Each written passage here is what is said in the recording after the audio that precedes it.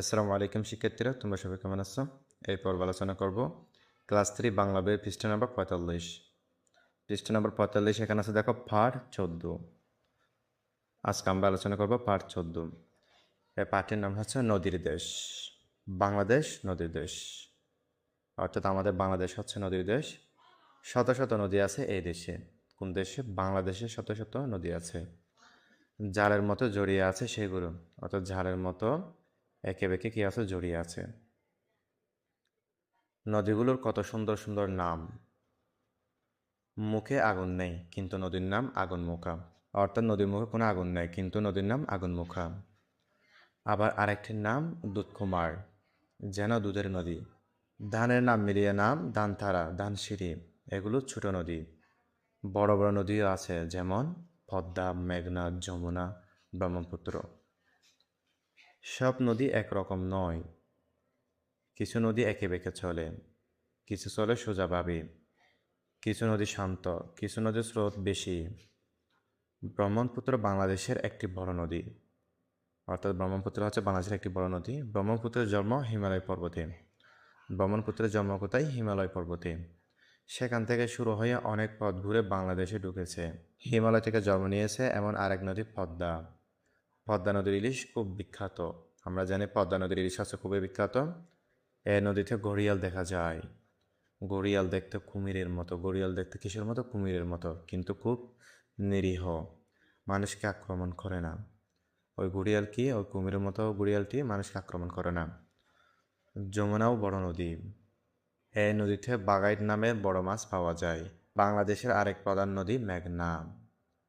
মেঘনায় একসময় অনেক ডলফিন দেখা যেত। মেঘনা বঙ্গোপসাগরে গিয়ে মিশেছে। তাহলে ডলফিন কোথায় দেখা যেত? মেঘনায়। একটা মজার নদী আছে, তার নাম আত্রাই।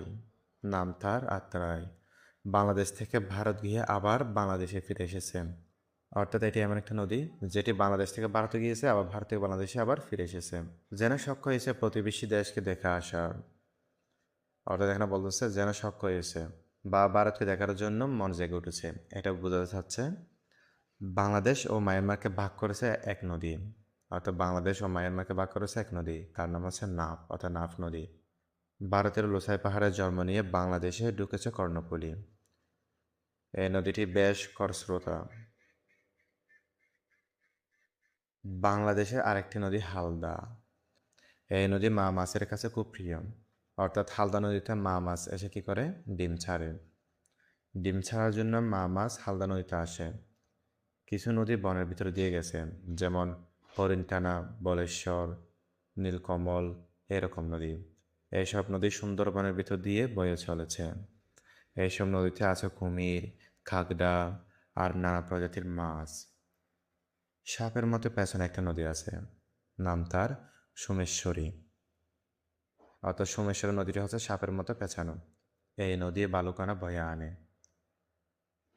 পাহাড়ি ঢলের সময় সে ছোট বড় পাথর বয়ে আনে। ভেবে দেখো, ছোট ছোট নদীরও কি শক্তি। দুঃখের কথা কি জানো? এত সুন্দর সুন্দর নদী, কিন্তু এদের পানি দূষিত হয়ে পড়ছে। আমরাই নদীতে পলিথিন আর ময়লা আবর্জনা ফেলছি, নদীকে নোংরা করছি। ঢাকার বুড়িগঙ্গা নদীর পানির ময়লা কালো হয়ে গেছে। ওখানে মাছ নেই, ব্যবহারের উপযোগী পরিষ্কার পানি নেই। কোথায়? ঢাকার বুড়িগঙ্গা নদী। আবার মানুষ নদী ভরাট করে ফেলছে, উজানে বাদ দিচ্ছে, ফলে নদী মরে যাচ্ছে। কিন্তু নদী বাঁচলে নদীর মাছ আর অন্য জীব বাঁচবে। নদী বাঁচলে আমরা বাঁচবো, বাংলাদেশ বাঁচবে। তাহলে শিক্ষার্থীরা পাঠ থেকে আমরা অনেক কিছু বুঝতে পারলাম, অনেক কিছু শিখতে পারলাম। তোমরা এটা ভালোভাবে দেখে নেবে। এখানে আছে দেখি শব্দ শিখি। স্রোত মানে পানির প্রবাহ। খরস্রোত মানে অনেক স্রোত আছে যার। দূষিত মানে নষ্ট। ডলফিন মানে হচ্ছে তিমি জাতীয় জলজ প্রাণী। বিখ্যাত মানে নামকরা। নিরীহ মানে শান্ত। এখানে আছে দেখো 1 নম্বরে, বাক্য তৈরি করে ও লিখি। তাহলে চলো শিক্ষার্থীরা বাক্যগুলো দেখে নেওয়া যাক। একে বেঁকে। একে বেঁকে মানে হচ্ছে সোজা না গিয়ে মোড় নিয়ে চলাম। এটিতে একটি বাক্যরণ হলো, কিছু নদী এদিক ওদিক একে বেঁকে চলে। এরপর আছে স্রোত। স্রোত মানে হচ্ছে পানির প্রবাহ। স্রোত নিয়ে একটি বাক্যরণ হলো, বর্ষাকালে নদীতে অনেক স্রোত থাকে। এরপর আছে শান্ত, শান্ত মানে স্থির বা নিরিবিলি। এটি নিয়ে একটি বাক্য গঠন হলো, শরৎকালে নদীর রূপ খুব শান্ত থাকে। এরপর হচ্ছে শখ, শখ মানে হচ্ছে মনের ইচ্ছা বা পছন্দ। এটি নিয়ে একটি বাক্য গঠন হলো, আমার একটি নদী দেখার খুব শখ হয়েছে। এরপর আছে এখানে শক্তি, শক্তি মানে হচ্ছে জোর বা ক্ষমতা। এটি দিয়ে একটি বাক্য গঠন হলো, পাহাড়ি ঢলের সময় ছোট নদীগুলোরও অনেক শক্তি থাকে। তাহলে শিক্ষার্থীরা তোমরা এগুলো নোট করে নাও। তোমাদের সুবিধার্থে এগুলো এখানে লিখে দেওয়া হয়েছে, তোমরা এগুলো এক নজর দেখে নাও। 2 নাম্বার আছে সঠিক উত্তরটি বলি ও লিখি। এখানে আছে ছোট নদী। ছোট নদী কোনটা হবে? পদ্মা, মেঘনা, দান্তারা, যমুনা। আমরা পড়ছিলাম দান্তারা।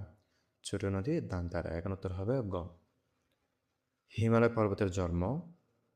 এখানে আছে পদ্মা নদীর, কর্ণফুলী নদীর, যমুনা নদীর, আত্রাই নদীর। তাহলে কোনটা হবে? হিমালয় পর্বতের জন্ম পদ্মা নদীর। উত্তর হবে ক। এরপর আছে এখানে বাংলাদেশ ও মায়ানমারকে ভাগ করেছে কর্ণফুলী, নাফ, ফিয়াইন, বুড়িগঙ্গা। কোনটা হবে? নাফ নদী। এরপর আছে প্রতিবেশী দেশকে দেখার শখ। আত্রা নদী, যমুনা নদী, হালদা নদীর, দলেশ্বর নদী। তাহলে কোন নদী হবে? আত্রাই নদীর। উত্তর হবে খ। বর্ণগুলো সাজিয়ে লিখলেও সদ্য হবে না। এরা কোনটা? গ, নরফল। এরপর এখানে আছে দেখো 3 নম্বরে মিল করে বাক্য লিখি। ক নম্বর আছে হিমালয় থেকে যাত্রা শুরু করেছে পদ্মা নদী। আমরা লিখব পদ্মা নদী এটা। খ নম্বর আছে বঙ্গোপসাগরে মিশেছে মেঘনা নদী। আমরা কি লিখব? মেঘনা নদী। গ নম্বর আছে ভারতের লোসাই পাহাড় থেকে জন্ম কর্ণফুলী নদী। আমরা লিখব কর্ণফুলী নদী। ঘ নম্বর আছে মা মাছেরা ডিম ছাড়ার জন্য আসে হালদা নদী। আমরা লিখব হালদা নদী। ও নম্বর আছে সাপার মতো পেঁচিয়ে চলেছে সোমেশ্বর নদী। আমরা এখানে লিখব সোমেশ্বরী নদী। চতে আছে ছোট বড় পাথর বয়ে আনে কোন নদী? পিয়াইন নদী। তোমরা শিক্ষার্থীরা এগুলো এখানে লিখে নেবে আস্তে আস্তে। তোমাদের জন্য লিখে দেওয়া হয়েছে, তোমরা দেখে নাও। এরপর এখানে 4 নম্বর আছে উত্তর বলি ও লিখি। এখানে 5টি প্রশ্ন আছে। তাহলে চলো শিক্ষার্থীরা এই প্রশ্নগুলো এক নজরে দেখে নেওয়া যাক। কোন নদীর ইলিশ বিখ্যাত? পদ্মা নদীর ইলিশ খুব বিখ্যাত। হরিণটানা নদী কোন বনের ভিতর দিয়ে বয়ে চলেছে? হরিণটানা নদী সুন্দরবনের ভিতর দিয়ে বয়ে চলেছে। বুড়িগঙ্গা নদীর পানি কালো হয়ে গেছে কেন? ঢাকার বুড়িগঙ্গা নদীতে ময়লা আবর্জনা ও বর্জ্য ফেলার কারণে এই নদীর পানি ময়লায় কালো হয়ে গেছে। কী কারণে নদীর পানি দূষিত হয়? নদীতে পলিথিন, ময়লা আবর্জনা ও বিভিন্ন বর্জ্য ফেলার কারণে নদীর পানি দূষিত হয়। নদী মরে যাচ্ছে কেন? মানুষ নদী ভরাট করে ফেলছে এবং উজানে বাদ দিচ্ছে, এই কারণে নদীগুলো মরে যাচ্ছে। এখানে 5 নম্বর দেখো 3টি বড় নদী ও 3টি ছোট নদীর নাম লিখি। যেমন বড় নদী পদ্মা, মেঘনা, যমুনা। ছোট নদী তান্তারা, দানসিঁড়ি, সোমেশ্বর নদী। এগুলো হচ্ছে ছোট নদী।